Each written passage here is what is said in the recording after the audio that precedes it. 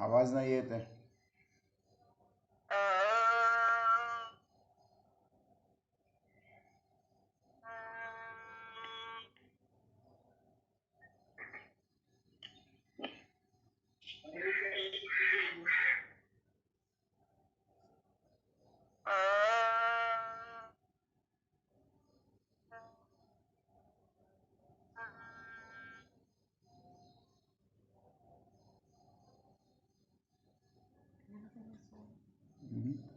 थोडंसं 2-4 मिनटं चालू ठेव. सहनाववतु सहनौ भुनक्तु सह वीर्यं करवावहै तेजस्विनावधीतमस्तु मा विद्विषावहै. ह्याच्याबद्दल प्रार्थना आहे केनोपनिषद. तदात्मनि निरतेय उपनिषत्सु धर्मास्ते मयि सन्तु. ओम शांति शांति शांति. हरि ओम. हरिओम. आज आपण केनोपनिषदाला सुरुवात करतो आहोत. केन या शब्दाने या उपनिषदाची सुरुवात होतो म्हणून याला केनोपनिषद असं म्हटलेलं आहे. सामवेदाच्या तलवकार शाखेचे हे उपनिषद असून 4 खंड आहेत. पहिले 2 खंड पद्यात्मक आहे आणि दुसरे 2 जे आहेत ते गद्यात्मक आहे. पहिल्यामध्ये शुद्ध आत्मस्वरूपाचं वर्णन केलेलं आहे, तर दुसऱ्यामध्ये ईश्वराचं स्वरूप, त्याची उपासना आणि शम दमादी साधने सांगितलेली आहे. उपनिषद लहान असलं तरी महत्त्वाचं आहे. आता या उपनिषदामध्ये काय काय सांगितलेलं आहे तो थोडक्यात आपण बघूया. ते मी सांगितलं आहे. तर केनोपनिषदाची व्याप्ती इतर उपनिषदांच्या मानाने मर्यादित आहे. ते फक्त मनोचैतन्यापासून ब्रह्मचैतन्यापर्यंतच विचार करते. मन आणि मनाची उपकरणे यांचे कार्य कशा पद्धतीने चालतं एवढा सीमित विचार या उपनिषदात आहे. मनोमय जीवन काय आहे, मनाचं अस्तित्व काय आहे, विशाल शक्तिशाली उच्च जीवनाची क्षमता दर्शवणारे हे सगळे जे काही पडदे आहेत त्याचा विचार या उपनिषदामध्ये केलेला आहे. मनाला ते मनातीत करतं, म्हणजेच ज्या गोष्टीने की ज्या सत्तेने आपलं मन कार्य करतं त्या सत्तेला मनाला त्या सत्तेची कल्पना नसते आणि म्हणून ती मनाला मनातीत करते. मनातीत अवस्थेत मात्र पार्श्वभूमीवरील शक्तीचाही बोध होतो आणि मन ही मूलतः काय वस्तू आहे याचं ज्ञान होतं. तर अशा रीतीने भौतिक स्तरावरील अस्तित्वाला एक अमरतेचे पंख फुटू लागतात. बद्धतेच्या फांदीवरून मुक्तीकडे भरारी घेतली आहे असं याचं वर्णन ऋषी करतायत. तथापि हे ब्रह्मचैतन्य म्हणजे मनापासून अगदी भिन्न असत नाही. उलट ते मन आणि देहाचे स्वामी म्हणून कार्य करते. त्यात ईश्वरी शक्ती विद्यमान असते. म्हणून भौतिकता आणि भौतिक विश्व हे ब्रह्मचैतन्याच्या तुलनेने दुय्यम असं ठरतं. ब्रह्मचैतन्य हेच मूलाधारी सत्य असून भौतिकापेक्षा ते अनंतपटीने श्रेष्ठ व मंगल आहे. निर्मळ निखळ स्वयंभू आनंद हे त्याचं स्वरूप आहे. त्यात भौतिकतेची क्षणभंगुरता नाही. त्याची प्राप्ती हीच आपल्या जीवनाचं सर्वश्रेष्ठ ध्येय आहे. तर मनाच्या अतीत असलेला हा जो काही स्तर आहे तो मानवी जीवनातला उच्चतर स्तर आहे. मनाचा स्तर हा खालचा स्तर आहे, त्याचा भौतिकतेशी संबंध येतो. आता ह्या भौतिकतेचा आणि आपण अनेक वेळा विचारही केलेला आहे की या स्तरावरच पंचज्ञानेंद्रियांचं कार्य चालतं. पंचज्ञानेंद्रियांचा संबंध भूतांशी येतो आणि दोघांना जोडण्याची प्रक्रिया तन्मात्रांनी होते. मग शब्द स्पर्श रूप रस गंध हे त्यांचे अनुभव झाल्यावर मन, जीवन, वाणी आणि इंद्रिय, मन, जीवन, वाणी आणि इंद्रिय यावर अधिसत्ता इंद्र, वायू आणि अग्नी या देवतांची असते. आता थोडंसं आणखीन सूक्ष्मात आपण चाललो आहोत की मन, जीवन, वाणी आणि इंद्रिय यांच्यावरची सत्ता असणारी देवता ज्या आहेत त्या इंद्र, वायू आणि अग्नी आहेत. आणि या देवता सर्वश्रेष्ठ आहेत का त्यांना समन्वय साधणारी त्याच्यापेक्षाही श्रेष्ठ अशी कोणती तरी देवता आहे का, याचा शोध आपल्याला या उपनिषदामध्ये घ्यायचा आहे. आणि असाच प्रश्न या उपनिषदामध्ये निर्माण केलेला आहे. 4 प्रश्न या उपनिषदामध्ये सांगितलेले आहेत आणि 4ही प्रश्न एकाच रुचेमध्ये आलेले आहेत. तर केन म्हणजे यांना जोडणारा देव कोणता, केन म्हणजे जोडणारा देव, असा प्रश्न विचारलेला आहे. आणि शेवटचा जो प्रश्न आहे ते देहाशी जुळलेल्या प्राणाची देहापासून ताटातूट कोण करते, की ज्या देहामध्ये प्राण जन्मल्यापासून तो मरेपर्यंत राहतो आणि शेवटी तिथनं अलिप्त होऊन तो सोडून जातो, तर हे कोण करतं, असा प्रश्न विचारलेला आहे. परत मूळ प्राणशक्ती, त्याचे 5 विभाग, प्राण, अपान, व्यान, समान, उदान, आणि या पंचप्राणरूपी घोड्यांना चालवणारा सारथी कोण. कान ऐकतात किंवा डोळे बघतात, खरोखर तेच बघतात का बघणारा कोणीतरी वेगळा आहे का, ऐकणारा कोणीतरी वेगळा आहे का, की जी शक्ती पाहण्याला आणि श्रवणाला वेगळा आकार देते आणि मन तिचा उपयोग करते, तर तो ईश्वर आहे ह्याची जाण आपल्याला होते. त्यानंतर मन आणि अमरता यांचा संबंध काय आहे हेही इथं या उपनिषदामध्ये आपल्याला शिकायचं आहे आणि समजून घ्यायचं आहे. मन अंतर्मुख झाल्यावर बाह्य आणि आंतरिक अशी दोन्ही विश्वे त्याच्या दृष्टीने उदयाला येतात. बाह्य विश्व त्या मानाने असुरक्षित आणि सदोष असले तरी त्यातून काहीतरी ज्ञान आणि सुख मिळत असते, पण ते पूर्णपणे टाकाऊ, सुख मिळते म्हणून ते पूर्णपणे टाकाऊ ठरत नाही. अशा अवस्थेत बाह्य विश्वाकडे पाठ फिरून आंतरिक विश्वाकडे खेचले जाण्याकरता तेवढे जबरदस्त आकर्षण असायला हवे. आणि जबरदस्त आकर्षण असल्याशिवाय या गोष्टी होणार नाहीत. म्हणून स्वतःचं चैतन्य, त्या चैतन्यातलं तत्व आणि त्यातून बाहेर पडणारी तेजस्वी सत्यमय किरण हे ते आकर्षण असावं. आणि त्यालाच उपनिषदांनी अमरता असं म्हटलेलं आहे. डिटेलमध्ये आपण बघणार आहोत. अंतर्विश्व नकारार्थी नसून ते मनाचे मन आणि जीवनाचे जीवन असते. मनाचे कार्य केवळ भौतिकतेतून सूक्ष्माचा शोध घेणे एवढेच असते, तर मनाला मनातीत करून दिल्यावर दिव्यत्वाचा अनुभव देणारी ती अमरता. शब्द छल झालेला आहे इथं थोडासा. मनाचे कार्य केवळ भौतिकतेने सूक्ष्माचा शोध एवढेच असते, तर मनाला मनातीत करून दिव्यत्वाचा अनुभव देणारी ती अमरता. हे कळलं पाहिजे की मनाला मनातीत करून दिव्यत्वाचा अनुभव आपल्याला आला पाहिजे. बाह्य विश्व हे अहंकाराने भरलेलं असतं, तिथं मी असतो. आणि अंतर्विश्वाचा स्वामी साक्षात आत्माधिष्ठित ईश्वर असतो.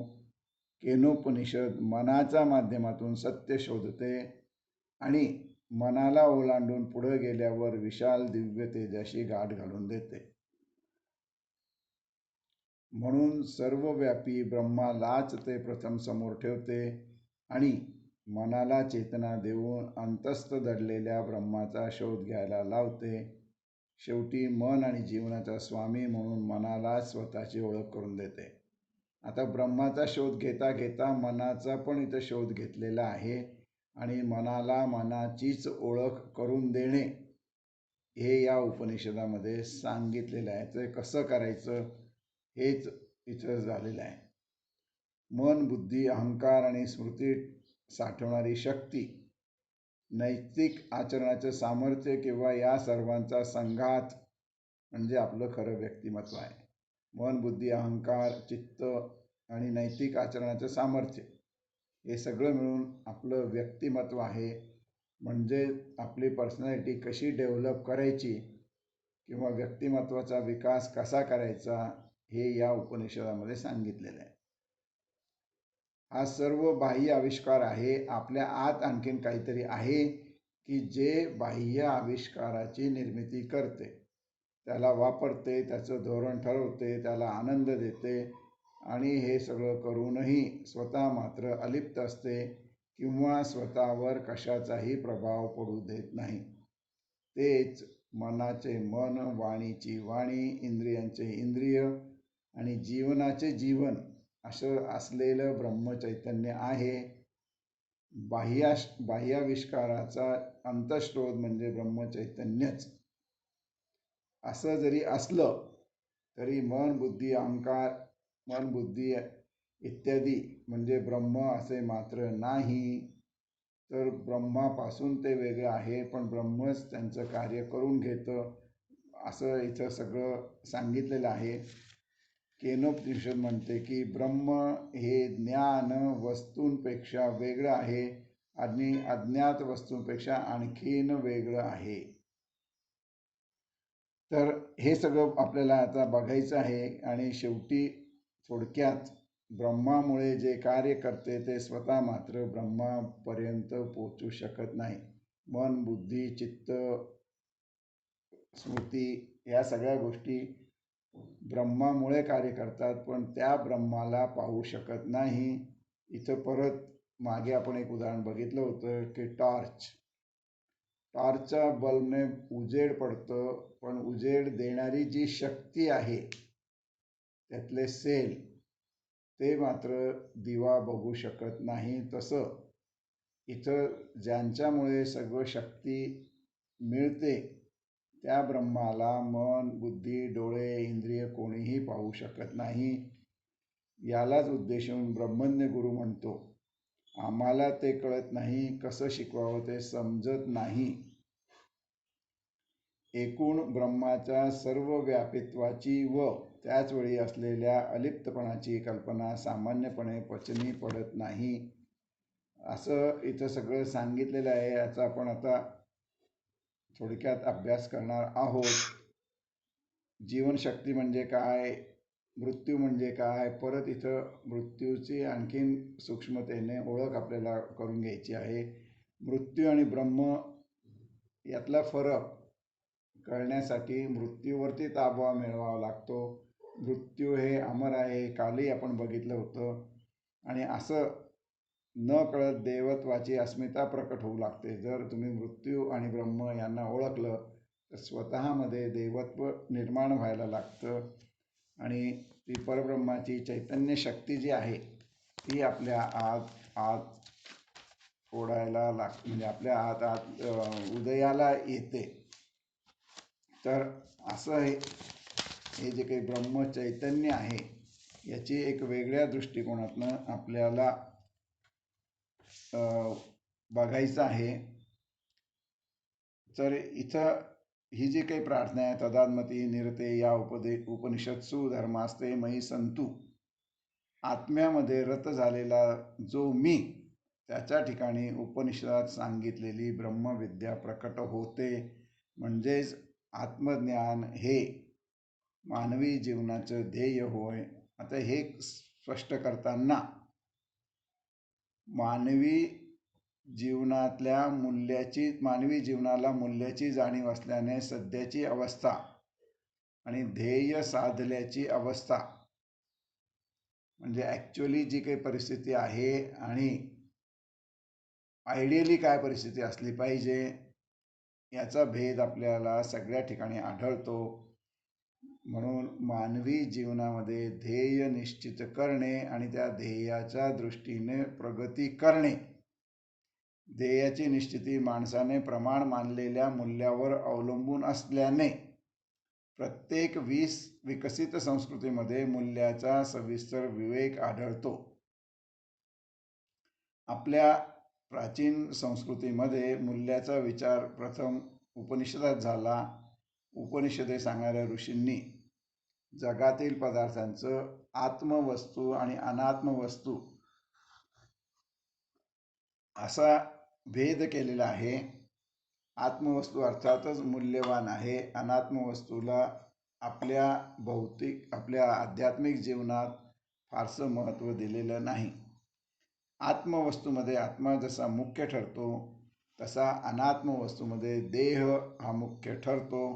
आणि अध्यात्मवादामध्ये आत्मसुख भोगणे हे मानवी जीवनाचं सर्वोच्च ध्येय असलं तर जडवादामध्ये देह सुख भोगणे हे मानवी जीवनाचं सर्वोच्च ध्येय निश्चित मानले जाते. देह सुखाला प्राधान्य आलं म्हणजे स्वार्थीपणा आला आणि मग स्वार्थाची वाढ होत गेली तशी स्पर्धा वाढत जाते आणि स्पर्धेच्या पोटी द्वेष, मत्सर, लबाडी, लोभ इत्यादींचा धुमाकूळ वाजून समाजात अनाचार, असमाधान आणि चिंता यांचं साम्राज्य उदयाला येते. हा अनर्थ टाळण्यासाठी एकच मार्ग आहे, म्हणजे देहाचं अवास्तव महत्त्व कमी करणे आणि आत्म्याला महत्त्व देणे. आत्मा सच्चिदानंद रूप आहे हे समजणे. म्हणजेच मग तुम्ही बाकीच्या शास्त्रांचा अभ्यास करणं, पण बाकीचे शास्त्र म्हणजे संगीत, वाङ्मय, कला इत्यादी जी काही शास्त्र आहे यांचा अभ्यास करताना जी काही शक्ती लागते ती शक्ती मिळायची असेल तर निर्वैर होऊन निस्वार्थीपणाने सर्वांवरती प्रेम करायला शिकायचं आहे. म्हणजे इथं अहिंसा हा जो काही यम आहे त्याचं महत्त्व इथं सांगितलेलं आहे की यमाचं महत्त्व जे काही यम म्हणजे पतंजलीचे यम, नचिकेताचा यम नाही, तर यमाचं महत्त्व ते सांगितल्यावरच तुम्ही निर्वैर होऊ शकाल. आणि मग निस्वार्थीपणाने सर्वांवरती प्रेम करायला शिकले की पूर्ण आत्मसुख उपभोगता येते. इतकेच नाही तर ते दुसऱ्यालाही देता येते. असं सर्वज्ञानी पुरुष आणि संत वागतात. ते स्वतः आत्मज्ञानी असतात आणि दुसऱ्याला आनंद देण्याचा प्रयत्न करतात. निस्वार्थी प्रेमाचं ध्येय जीवनात साकार होण्याआधी ते अंतःकरणात ठसले पाहिजे. काही लोक, काल कोणीतरी प्रश्न विचारला होता, योगभ्रष्ट लोक कोण? तर काही जी काही आत्मज्ञानी माणसं असतात हे लोक ध्येय अंतःकरणात ठसवूनच जन्माला येतात. जन्माला येतानाच ते त्यांच्या हृदयात प्रेम आणि वैरत्व नष्ट करण्याची म्हणजे सगळ्यांवरती प्रेम करण्याची भावना त्यांच्या मनामध्ये असते. आणि ते भाग्यवान फार थोडे. सामान्य माणसाला ते अंतःकरणात ठसवण्याचे परत 2 मार्ग सांगितलेले आहे. एक मागेही सांगितलेलं आहे की सत्पुरुषांची संगत, आणि दुसरं म्हणजे परिस्थितीने आणि भाग्याने जमून येतो. अर्थात ते आपल्या हातात नाही आहे. आपल्या हातात आहे सारासार विचार करणे किंवा विवेकबुद्धीने वागणे. तर अशा प्रकारे सारासार विचार कसा करावा, विवेकबुद्धी कशी बाळगावी हे या उपनिषदामध्ये सांगितल्यामुळे आपल्या जीवनात त्याचा फार उपयोग होतो. मंत्र पहिला वाचता का? एकच मंत्र वाचायचा आहे आता. ओम तेनेशितं पतति प्रेषितं मनः तेन प्राणः प्रथमः प्रैतियुक्तः तेनेशितं वाचमिमां वदन्ति चक्षुः श्रोत्रं क उ देवो युनक्ति. आता केनोपनिषदामध्ये आपण सुरुवातीला बघितलं त्याचा आरंभ करताना की आधी आत्म्याकडेच सगळी धाव आहे. आता उलटी गंगा इथं आहे की आधी आपण आधीच्या उपनिषदांमध्ये मन किंवा इंद्रिय किंवा विषय आणि विषयापासून विषयासक्त न होता विषयाची आसक्ती सोडून आत्म्याकडे गेलो. आता इथं आत्म्याकडनं सगळा प्रवास सुरू होतो आहे.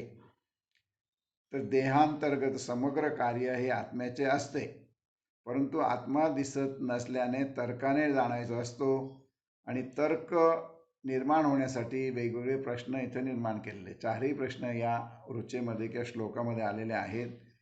पहिला प्रश्न असा की केनो शितम पतती प्रेषितम मनः, म्हणजे मन विविध विषयांकडे धाव घेते, यामागे इच्छा किंवा प्रेरणा कोणाची, म्हणजे मनाचं कार्य कोणाकडनं होतं.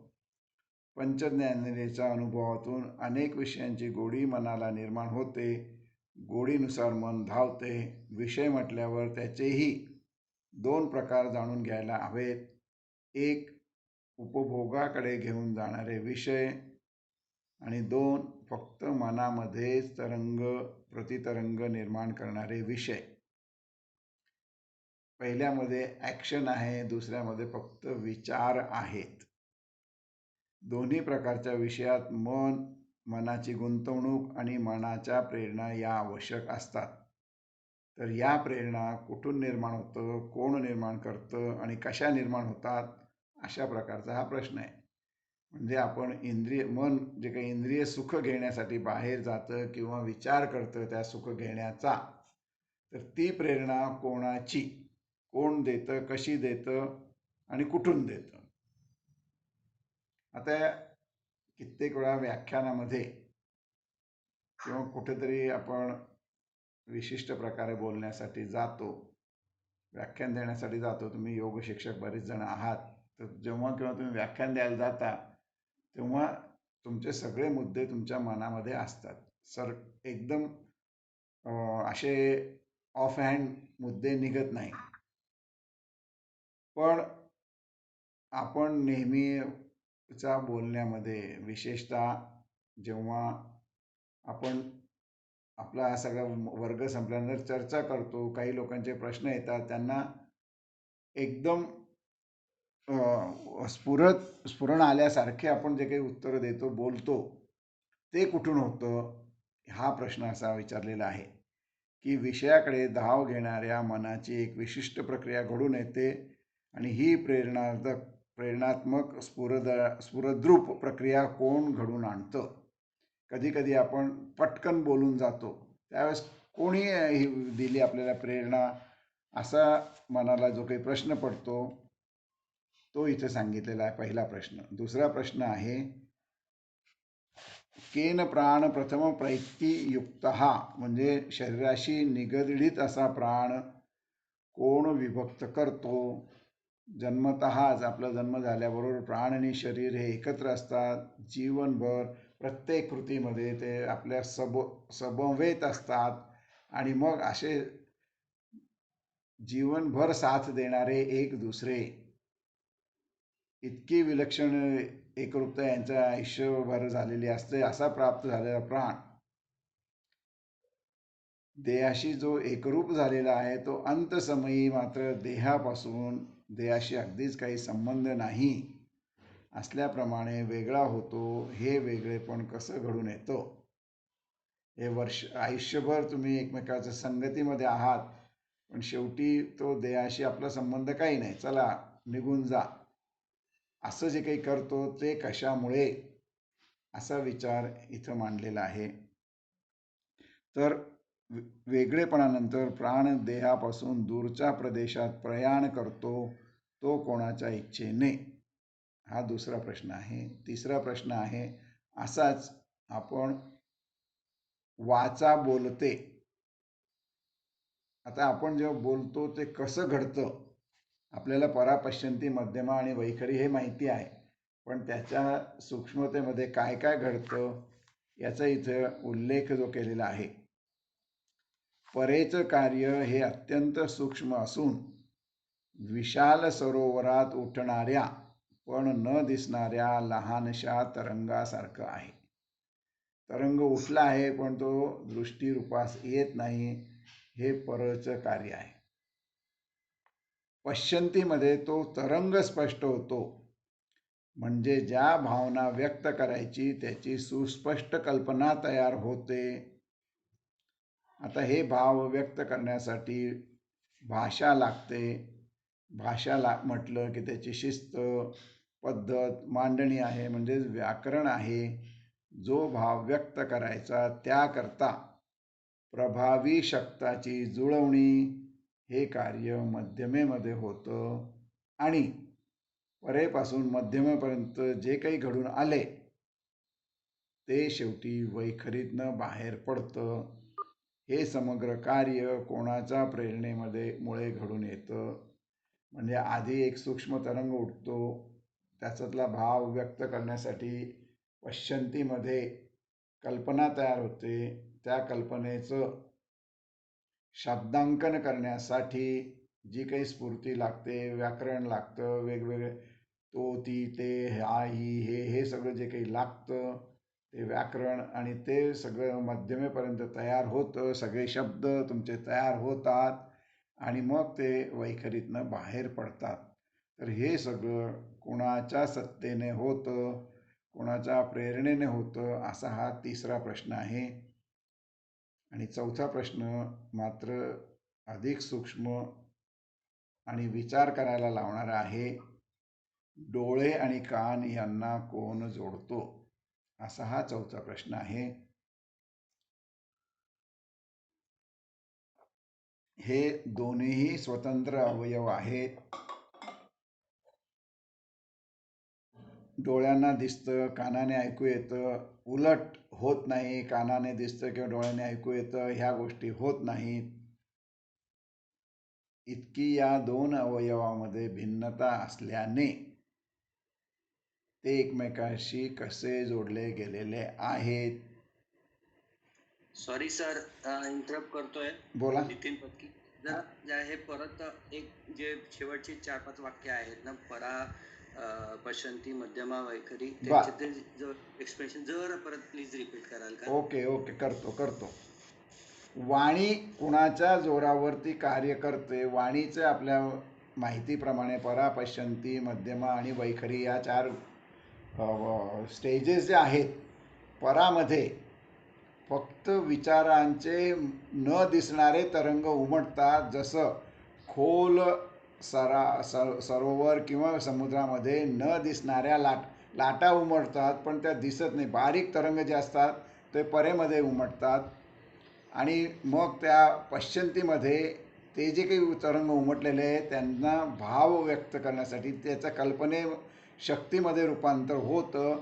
आणि ती कल्पनाशक्ती मध्यमामध्ये शब्दामध्ये व्यक्त करण्यासाठी, शब्दांकन करण्यासाठी जे काही व्याकरण लागतं, शब्द, पद्धत, वाक्य, क्रियापद, ह्या सगळ्या ज्या गोष्टी आहेत त्याचं तयारी या मध्यमेमध्ये होतं. आणि तोंडातनं जेव्हा बाहेर पडतात ते शब्द, ते वैखरीचे शब्द.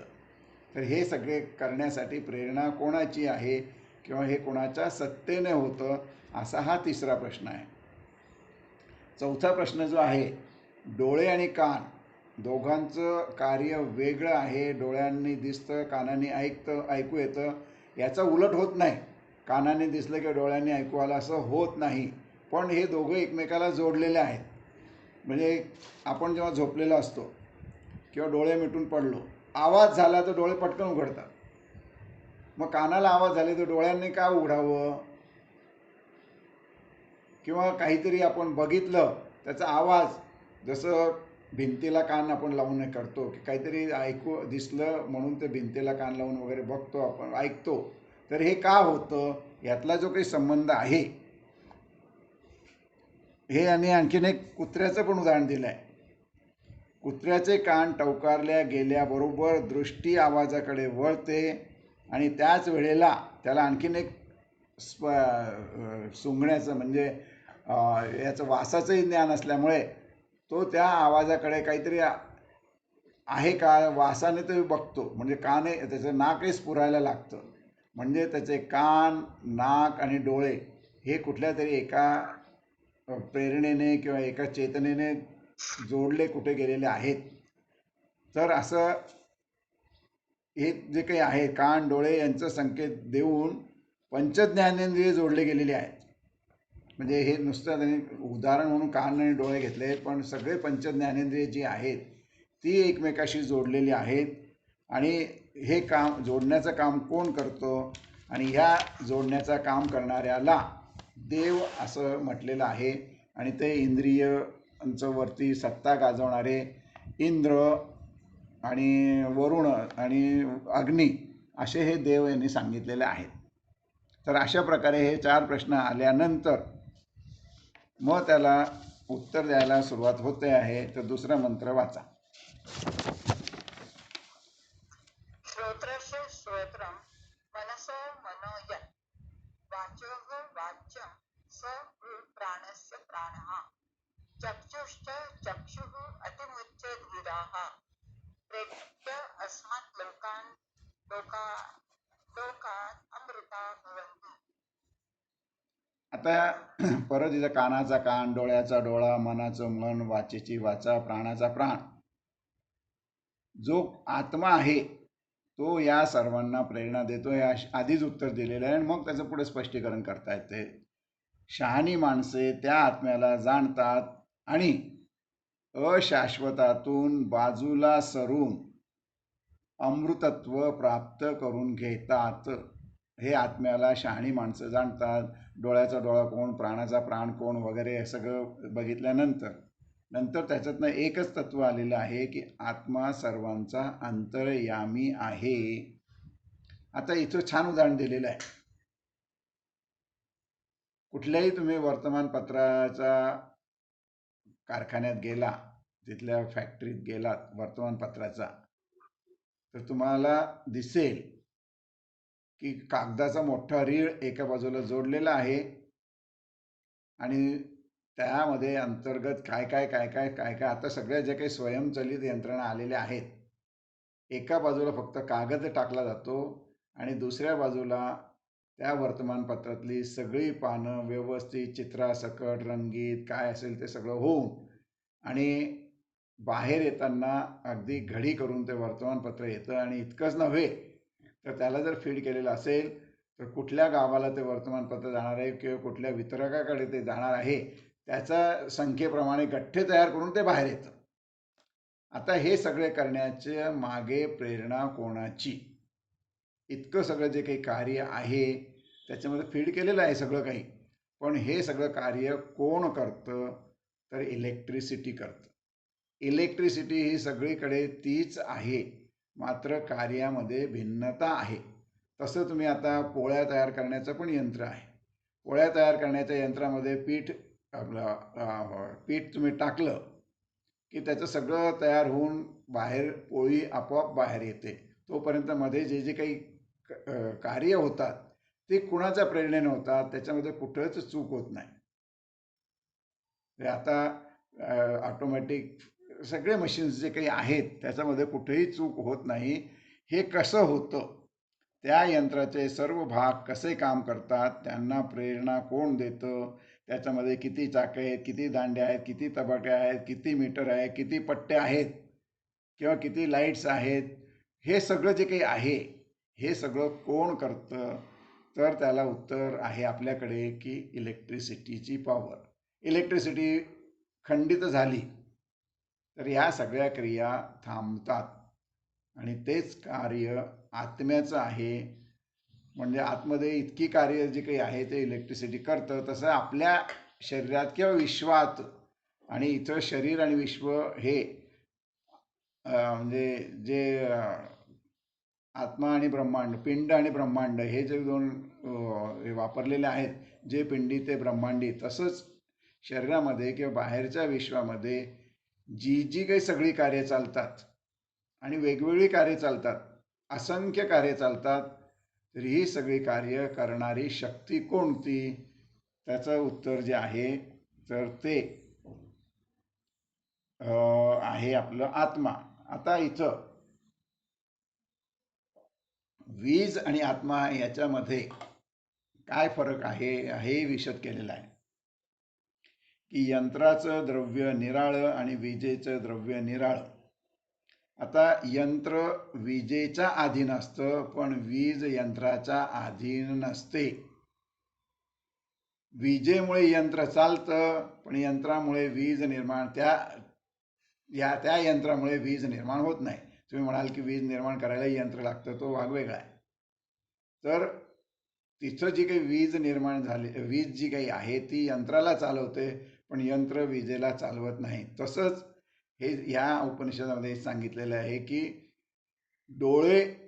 डोळ्यांना शक्ती ही आत्म्याकडून मिळते, पण आत्माला डोळे बघू शकत नाही. यंत्र कितीही मोठं असलं तरी त्याला मर्यादा, म्हणजे स्थळ काळ यांची मर्यादा असते. विजेला तशी मर्यादा नाही. एका दृष्टीने वीज सर्वव्यापी आहे, म्हणून जगातली अशी कितीतरी यंत्र ती चालवते. सांगण्याचा हेतू असा की ज्याप्रमाणे जगातील यंत्रामध्ये वीज अंतर्यामी खेळून यंत्राच्या भागांना काम करायला लावते, त्याचप्रमाणे आत्मा जगातील अनंत जीवांच्या हृदयात अंतर्यामी रूपाने राहून त्यांचे मन, बुद्धी, प्राण आणि इंद्रिय यांना काम करण्याची प्रेरणा देतो. तर यंत्र आणि आपलं शरीर, आत्मा आणि वीज यांची तुलना अगदी समर्पक अशा रीतीने केलेली आहे. परत यंत्राच्या भाषेत बोलायचे तर आपले शरीर यंत्र ही मोठं गुंतागुंतीचं आहे. त्यामध्ये जड आणि सूक्ष्म अनेक भाग असून ते एकमेकात गुंतलेले आहेत. तुम्ही बघा, पंचज्ञानेंद्रियच नाही तर तुम्ही तोंडात घास घेतल्यानंतर त्याच्यावर असंख्य प्रक्रिया घडत असतात. लाळ मिसळते, पाचक द्रव्य मिसळतात, पाचक द्रव्य तयार होतात, लिव्हर काम करतं, पँक्रियास काम करतं, ते हळूहळू पुढे ढकलत जातं, पाणी त्याच्यात मिसळतं, काय काय होतं, कुठं काय काय शोषण होतं. ह्या क्रिया आपल्याला तरी मेडिकल भाषेमध्ये सांगायचं तर नुसत्या क्रिया होतात, पाचकरस त्रया त्याच्यावरती काम करतात, पण ते कोणाच्या शक्तीने करतात हे मात्र अनाकलनीय आहे. प्रत्येक भाग आपलं कार्य, नियोजित कार्य काम करताना दिसतो, परंतु प्रत्येकाला आत्म्याकडूनच प्रेरणा येते, म्हणून प्रत्येक भाग आत्म्याच्या सत्तेने काम करतो. देह अनेक तर आत्मा एकच आहे. यंत्र अनेक, चालवणारी वीज एकच. त्याप्रमाणे आता पुढे आणखीन आपला गैरसमज होऊ नये म्हणून छोटं आणखीन दुसरं उदाहरण दिलेलं आहे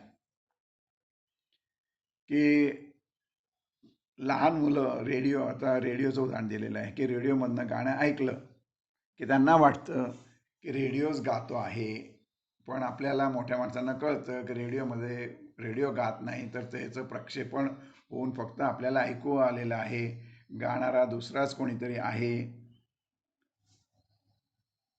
त्याप्रमाणे देहाच्या हालचाली आपण करतो असं अज्ञानी लोक समजतात की मी माझा देह हलवतो आहे, मी इथून उठून तिकडे गेलो, तिथून उठून तिकडे गेलो, असं अज्ञानी लोक समजतात. मात्र देह भगवंताच्या सत्तेने चालतो असं अध्यात्मदृष्ट्या शहाणे असलेले लोक समजतात. आत्मा किंवा भगवंत शुद्ध जाणीवरूप आहे. त्याची सत्ता अनुभवास येण्यासाठी परत इथं काल बघितलं की आपली जाणीव शुद्ध व्हावी लागते. जाणीव शुद्ध होण्यासाठी काय करायचं तर जाणीव जर जड वस्तूशी जोडलेली असेल तर ती अशुद्ध बनते, हेही काल परवा बघितलं होतं आपण. तर तिला शुद्ध करण्यासाठी अंतर्मुख केलं पाहिजे, देहाचा आत तिला ओढले पाहिजे, बाहेर जाण्यापासून रोखलं पाहिजे. आणि अंतर्मुख होण्यास भगवंताचे मनापासून चिंतन करणे सोपा, सुखकारक आणि सर्वांना साध्य असा मार्ग आहे. आपण नामरूपात्मक जगाच्या मर्यादेमध्ये वावरणारी माणसं असल्याने आपल्याला भगवंताचे चिंतन नामरूपाच्या द्वारेच करणे शक्य असते. याला सगुणाची उपासना म्हणतात.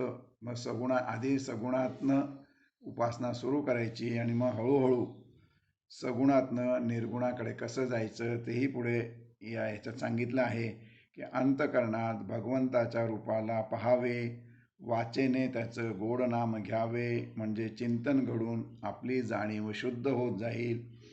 जाणीव शुद्ध झाली की देहाकडे साक्षी भावाने बघण्याची युक्ती साधेल आणि मग साक्षी भावाने स्वतःच्या आत्म्याकडे, देहाकडे बघायला, मी हा देह नाही तर मी हा आत्मा आहे, अशाकडे साक्षी भावाने देहाकडे बघण्याची दृष्टी आली की आपण आत्मज्ञानी होऊ. पुढचा श्लोक मंत्र. न तत्व चक्षुर्गच्छति न वाक् गच्छति नो मनो न विद्मो न विजानीमो यथैतद् अनुशेष्यात् अन्यत् एव तद् विदितादथ अविदितादधिः इति शुश्रुम पूर्वेषां ये नस्तद्व्याचचक्षुरे. आता ज्यांच्याकडे स्वामी विद्यानंदांचं पुस्तक आहे त्याच्यामध्ये 3 आणि 4 मंत्र जे काही श्लोक जे आहेत ते इथं एकत्र केलेले आहेत. तेवढं फक्त लक्षात असू द्या की आत्मा सूक्ष्म असल्याने त्याच्यापर्यंत डोळा पोचू शकत नाही, वाणी जाऊ शकत नाही, मन जाऊ शकत नाही. म्हणून आत्मा आम्हाला जाणता येत नाही. आणि इथं गुरु म्हणत आहे की शिष्याला समजावून देता येईल अशा रीतीने तो आम्हालाही समजलेला नाही. ज्ञात आणि अज्ञात या दोन्हीहून तो निराळा आहे. ज्या प्राचीन संतांनी आम्हाला आत्म्याबद्दल सांगितलं त्याच्याकडून आम्ही असंच ऐकलं. म्हणजे इथं आम्हाला तो अजून कळलेला नाही. आम्हाला कळलेला नसल्यामुळे तुम्हालाही आम्हाला सांगता येत नाही. आम्हाला हे जे काही ज्ञान झालेलं आहे हे प्राचीन म्हणजे आपल्या आधीच्या लोकांनी जे अनुभव घेतलेले आहे त्या अनुभवावरनं सांगितलेल्या गोष्टीच फक्त इथं मुनी सांगता आहेत. तर इथं प्रत्यक्ष आणि अनुमान या 2 साधनांनी, ज्ञान साधनांनी आत्मा जाणता येत नाही असं सांगितलेलं आहे की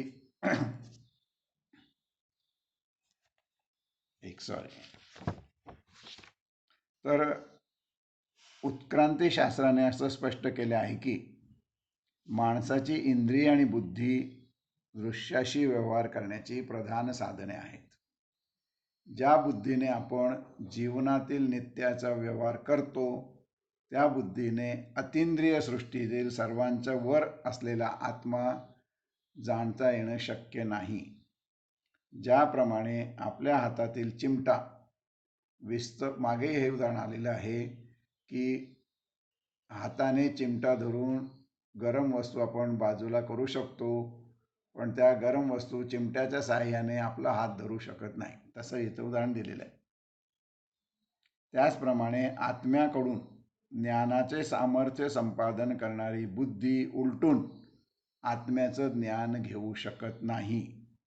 अर्थात आत्म्याचं ज्ञान करून घेण्यासाठी निराळी शक्ती आवश्यक आहे आणि तिला प्रतिभा असं म्हटलेलं आहे.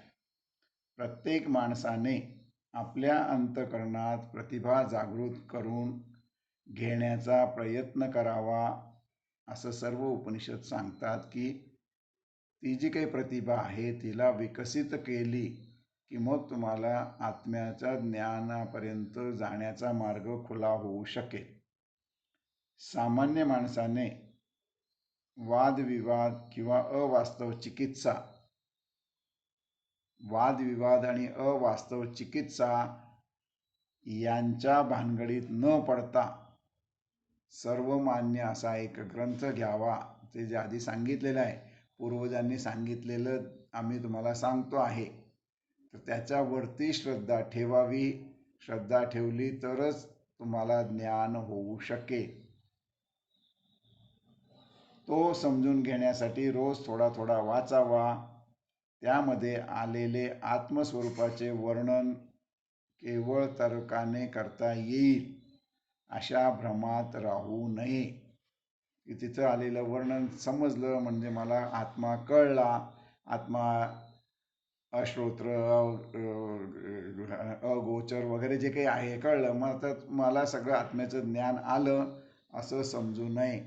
परत परत इथं सगळ्या उपनिषदामध्ये हे सांगितलं आहे की तर्काने जाणता येत नाही, तर अनुभवाने ते जाणावं लागतं. मात्र तर जसं सगुणापासून निर्गुणापर्यंत आपण जातोय तर आधी तर्क करा, मग तुम्हाला त्याचा गोडी लागल्यावर त्याचा अनुभव येईल. शेवटी प्रतिभा जागृत होण्यासाठी आपली बुद्धी काही काल विराम पावणे आवश्य असते. बुद्धी विराम पावण्यास तन्मयता हा उपाय होय.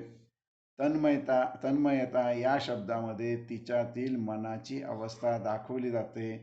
ज्यावेळी आपल्या मनाच्या सर्व शक्ती एकाच गोष्टीने भरून जातात त्यावेळी मन तन्मय झालं. त्या मन आणि तन्मय झालं असं म्हणतात.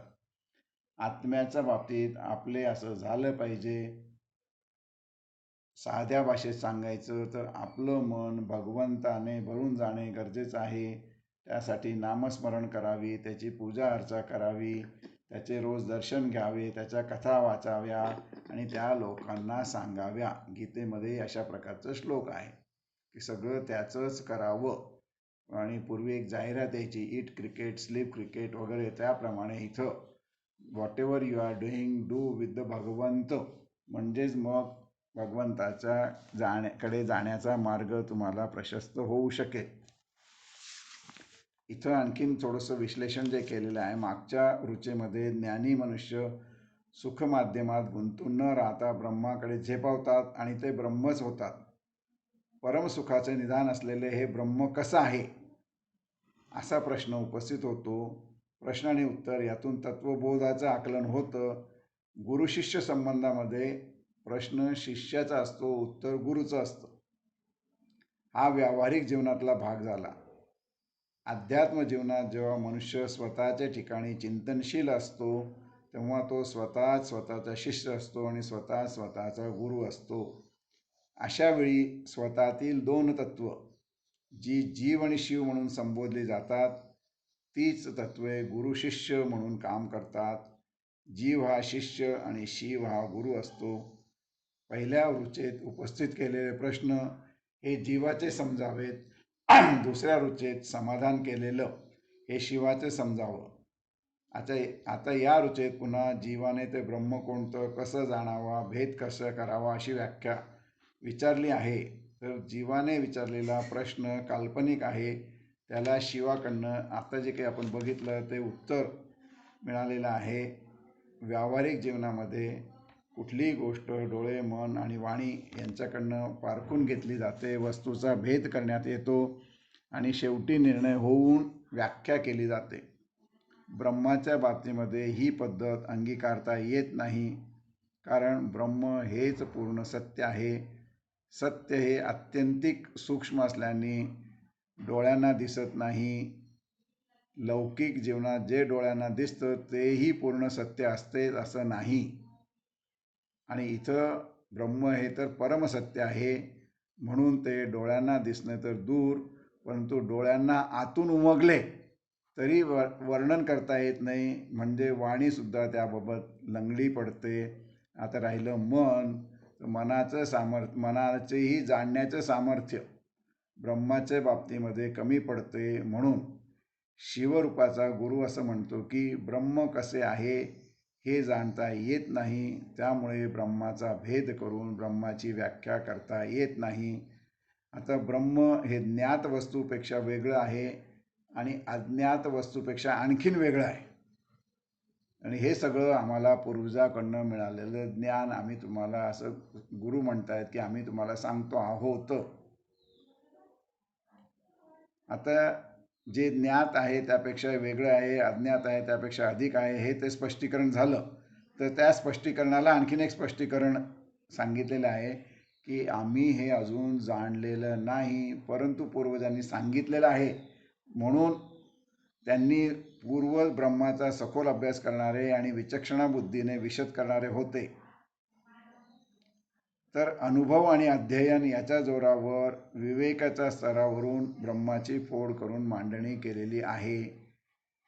तर इथं कुठली तरी अनामिक शक्ती अनेक जन्मावर आधारित असे काहीतरी स्वप्न सृष्टीत उतरवित असते. स्वप्न सृष्टीतले अज्ञात विश्व तसे जागृतीत पण आपण न पाहिलेले आणि न अनुभवलेले असे अज्ञात विश्व असते. मग इथं सगळे जे काही पूर्वजांनी बघितलेलं आहे म्हणजे आपणच कदाचित अनेक जन्मापूर्वी ते अनुभवलेलं असेल असं गृहीत धरलेलं आहे. आणि बऱ्याच वेळेला आपण स्वप्नामध्ये कधी कधी आपल्याला कळत नाही अशा गोष्टी बघितलेल्या असतात. अनेक जण नंतर विचारायला येतात की असं असं आम्हाला स्वप्न दिसलं, त्याचा अर्थ काय? तर ज्या काही गोष्टी तुम्ही स्वप्नात अनुभवलेल्या आहेत त्या कोण निर्माण करतं असा प्रश्न साहजिकच पडतो. आणि त्याचं उत्तर इथं ऋषी देतात की ते ब्रह्मच आहे. आता इथं आणखीन काही श्लोक जे काही दिलेले आहे की आता मनात आपण हेच बघितलं ना की जे वाणीने व्यक्त करता येत नाही पण ज्यामुळे वाणी व्यक्त होते तेच ब्रह्म होय हे तू जाण. पण ते हे नव्हे की जे उपासले जाते. याचं इथं स्पष्टीकरण मी वाचतो आणि पुढच्यांचं स्पष्टीकरण मी वाचणार नाही, कारण त्यावरूनच ते सगळं काही आहे. जसं वाणीने वाणी समजत नाही, मनाने मन समजत नाही, असं जे काही आहे, वाणी प्रकट होण्याकरता कुठली तरी शक्ती लागते हे उघड आहे. जेथपर्यंत वाणी मन आणि दृष्टी पोचू शकत नाही ते आपण जाणत नसून केवळ पूर्वसुरीच्या विचक्षणाबुद्धीतून कथन झालेले आहे असंच सांगत आहोत. तर याच ब्रह्माविषयी खुलासा या रुचेत केलेला आहे. वाणी व्यक्त करण्याकरता होण्याकरता जी शक्ती लागते त्या शक्तीचं वर्णन वाणीला करता येत नाही. ही जी आंतरिक शक्ती आहे ते ब्रह्म आहे, ती ब्रह्म आहे. आता ब्रह्माचा निर्देश अशा रीतीने केल्यानंतर ऋषी एक सावधगिरीची सूचना देतात की ते ब्रह्म म्हणजे ते ब्रह्म नसून ज्याची ब्रह्म म्हणून उपासना केली जाते त्या कुठल्या तरी संकेताची, अर्थात प्रतिमा, फोटो वा मूर्ती इत्यादींची उपासना सर्वसाधारणपणे करण्यात येत असते. परत मी वाचतो, नीट समजून घ्या.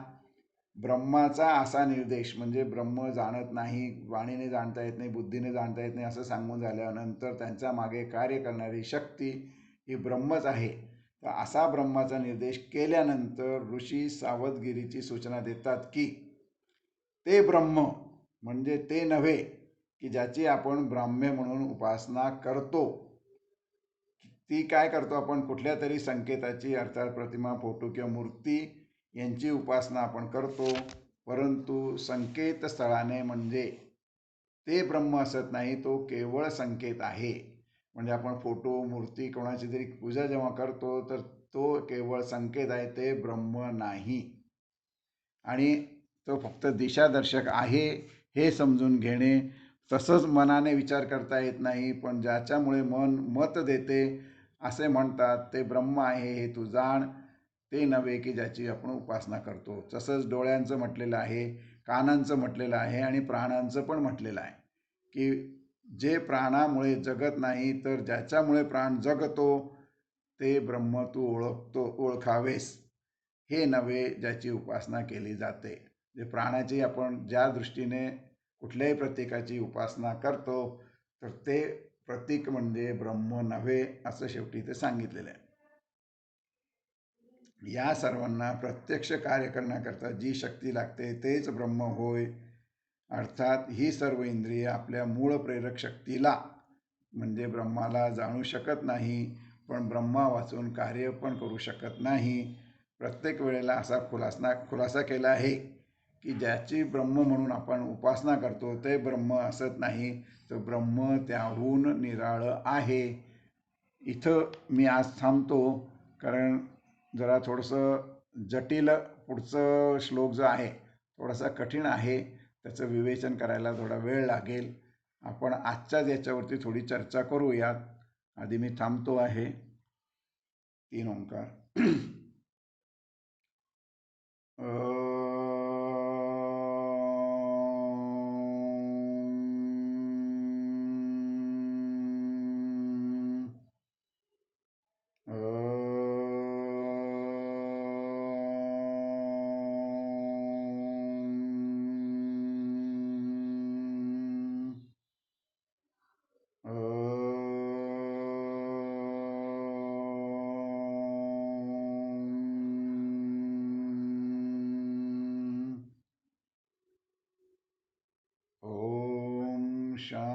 शांति शांति शांति। हरि ओम। केनोपनिषद 1।